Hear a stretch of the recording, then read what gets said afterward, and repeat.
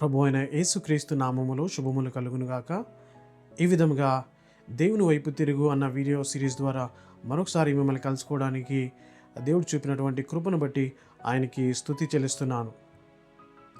ఈనాటి వాక్యానికై లూకాసు వార్త 15వ అధ్యాయం 29-30 వచనాలు మనం చూసినట్లయితే, అందుకతడు తన తండ్రితో, ఇదిగో ఇన్ని ఏండ్ల నుండి నిన్ను సేవించుచున్నానే, నేనెన్నడూ నీ ఆజ్ఞను మీరలేదే. అయినను నా స్నేహితులతో సంతోషపడినట్లు నీవెన్నడూను నాకు ఒక మేకపిల్లనైనా ఇయ్యలేదు.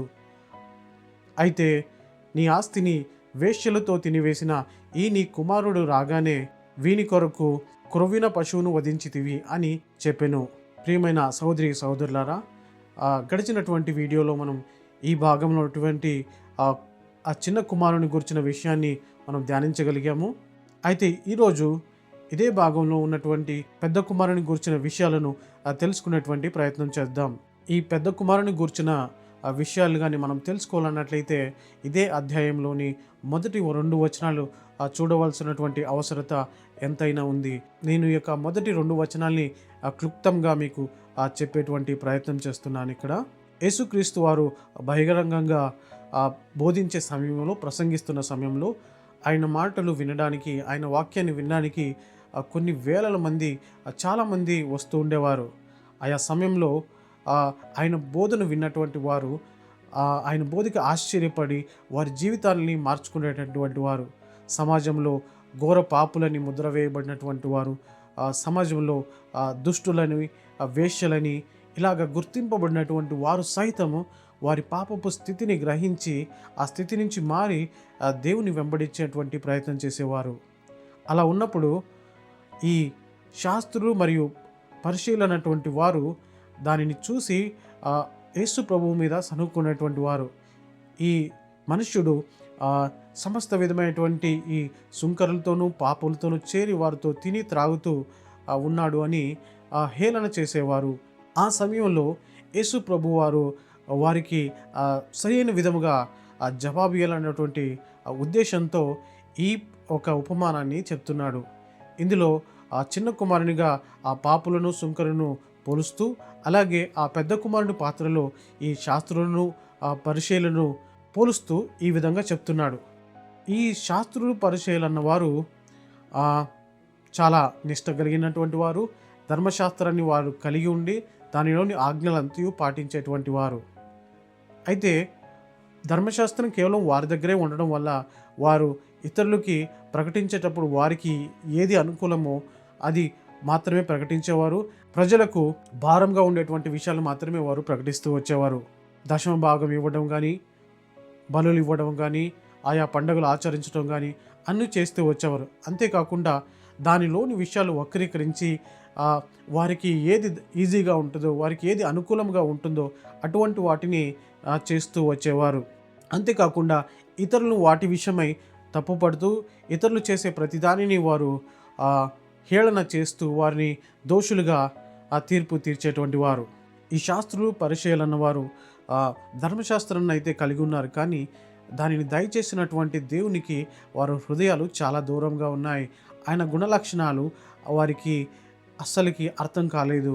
అలాగే ఈ యొక్క ఉపమానంలో మనం చూసినట్లయితే ఆ తండ్రితో నివసిస్తున్నటువంటి ఆ యొక్క పెద్ద కుమారుడు తండ్రి చేసేటువంటి క్రియలన్నీ చూస్తున్నాడు. ఆయన చెప్పేటువంటి ప్రతి పని చేస్తున్నాడు. ప్రతి దానికి కూడా ఏమాత్రము తప్పిపోకుండా చాలా శ్రద్ధగా, వినయంతో, మంచి భయభక్తులు కలిగి చేస్తున్నాడు.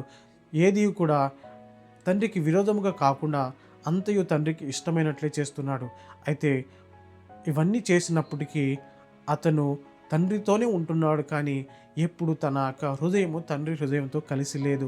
తండ్రి యొక్క ఆలోచన విధానము, తండ్రి యొక్క మంచి గుణములు అతనికి రాలేదు గనుక అందుకే ఆ చిన్న కుమారుడు వచ్చినప్పుడు తను ఓర్వలేకపోయాడు, తను దానిని యాక్సెప్ట్ చేయలేకపోయాడు.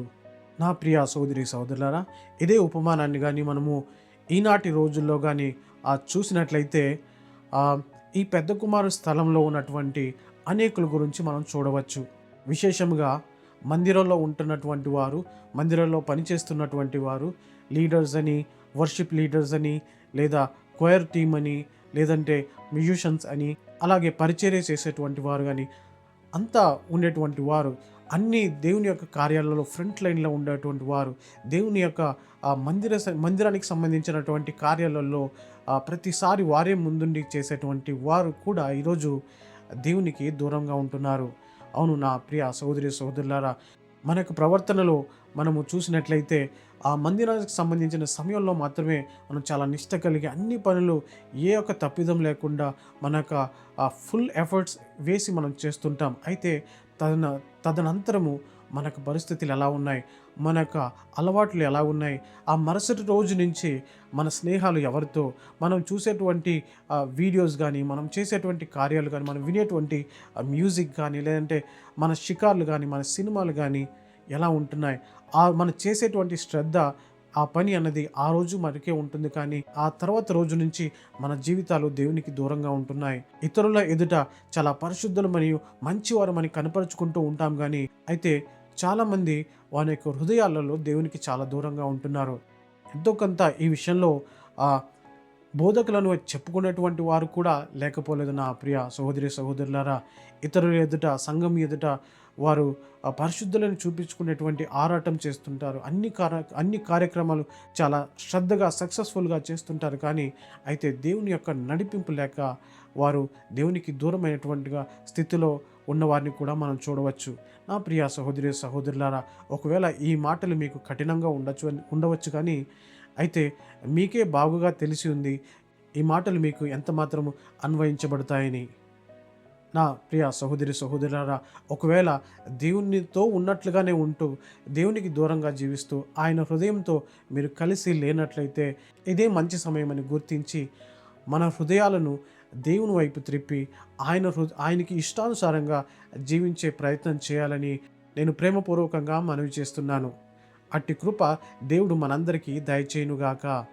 ఆమేన్.